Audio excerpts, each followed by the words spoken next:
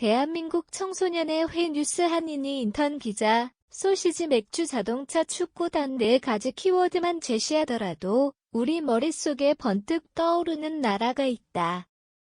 바로 독일이다. 독일은 전통적으로 자동차 산업의 강세를 보이는 나라이자 세계 최대의 맥주 축제인 옥토버페스트가 매년 개최되는 곳이기도 하다. 독일은 도시별로 색다른 매력을 뽐내는 동시에 앞서 설명한 상징들이 한데 모여있는 곳이 있다. 독일을 대표하는 도시라고 하면 많이들 수도인 베를린을 떠올리겠지만 아쉽게도 정답은 아니다. 단서를 하나 더 주자면 최근 우리나라 축구 선수 김민재가 이적한 구단의 이름을 떠올리면 생각나는 도시가 있을 것이다. 축구를 사랑하는 사람이라면 더 쉽게 맞췄을 이 도시의 이름은 뮌헨이다. 어쩌면 바이에른 뮌헨이라는 이름이 더 익숙할지도 모르겠다. 바이에른주에 속해 있기 때문인데 신시청사를 방문하면 독특하게도 세 개의 깃발을 볼 수 있다. 왼쪽부터 각기 바이에른 독일 뮌헨을 상징하며 뮌헨의 정체성을 확고하게 보여준다. 이처럼 주와 시를 나타내는 깃발도 있다는 사실은 우리에게 색다르게 다가온다.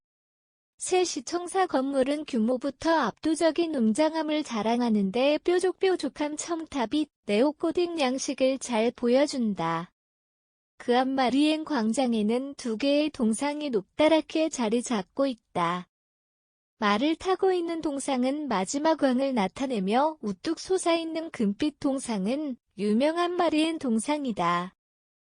새 시청사 안으로 들어가면 1972년 뮌헨에서 개최되었던 하계올림픽을 기념하는 문구가 벽에 새겨져 있다.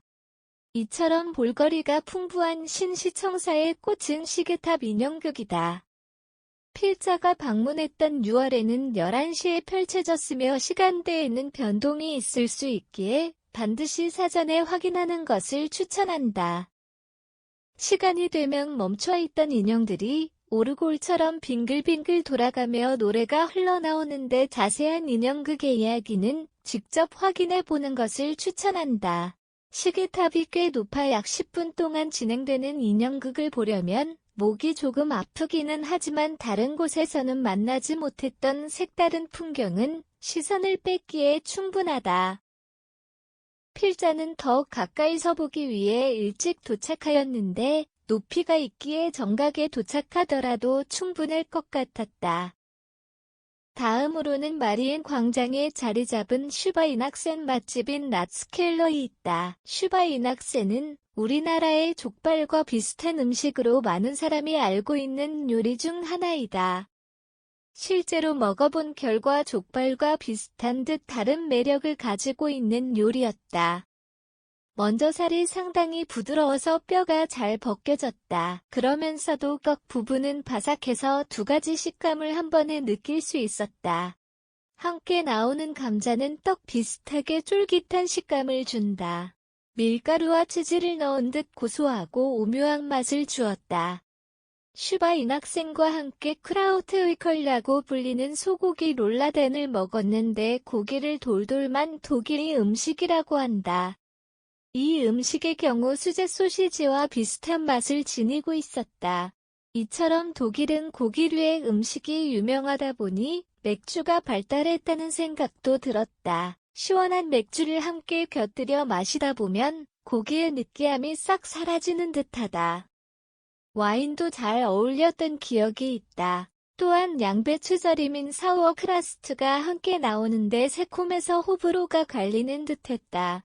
다음으로는 유명한 맥주 양조장 소유의 레스토랑들이 뮌헨 곳곳에 자리 잡고 있는데 필자는 그 중에서도 슈나이더 브로이하우스를 방문했다. 저녁보다 조금 이른 시간이었음에도 레스토랑 안에는 사람이 꽉 차 있어서 야외 테이블로 안내받았다. 사람이 많아서 혼잡한 느낌을 받았기에 가족들과 고즈넉한 여유를 즐기고 싶은 사람이라면 다른 곳이 더 적합할 것으로 보인다. 또한 자리가 부족해서 모르는 사람과 합석하는 경우도 덜어 있었기에 열린 분위기를 선호하는 사람들에게 추천한다. 슈나이더 브로이하우스의 직원들도 전통 옷을 입고 있어서 이색적인 분위기를 즐길 수 있었으며 맥주는 굉장히 깔끔한 맛을 냈다. 평소 맥주를 즐기지 않기에 큰 차이가 없을 것이라 예상했는데 물 대용으로 마실 수 있을 정도로 깔끔한 맛을 자랑했다. 맥주의 본고장답게 온갖 종류의 맥주를 만날 수 있으며 맥주 용량도 커서 술만 마셔도 배부름을 느낄 수 있었다. 맥주를 애호가라면 꼭 한번 들릴 만한 가치를 지닌다고 생각한다.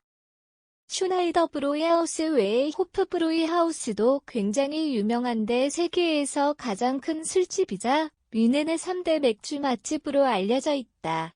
2층으로 이루어져 있으며 야외석과 정원 기념품 가게까지 한 곳에 몰려있는 상징적인 곳이다. 다만 호프 브로이하우스는 외곽 쪽에 위치해 있기에 시간과 거리를 잘 고려해서 둘 중 한 곳을 택하는 것을 추천한다. 마지막으로 독일 하면 상징적으로 떠오르는 자동차 브랜드인 BMW 박물관이 뮌헨 올림픽 공원 인근에 자리 잡고 있다. BMW의 과거, 현재, 미래를 압축적으로 볼 수 있는 곳으로 다양한 BMW 자동차 모델들을 한눈에 볼 수 있다. 자동차 외에도 오토바이 엔진 기관 BMW 로고, 변천사 광고 등 다양한 분야의 전시를 운영하고 있기에 자동차에 관심이 많다면 즐거운 추억을 쌓을 수 있을 것이다. 기념품 가게에서는 자동차 미니 모형 등을 판매하고 있으며 자동차를 좋아하는 가족들의 선물을 사기에도 좋은 곳이다.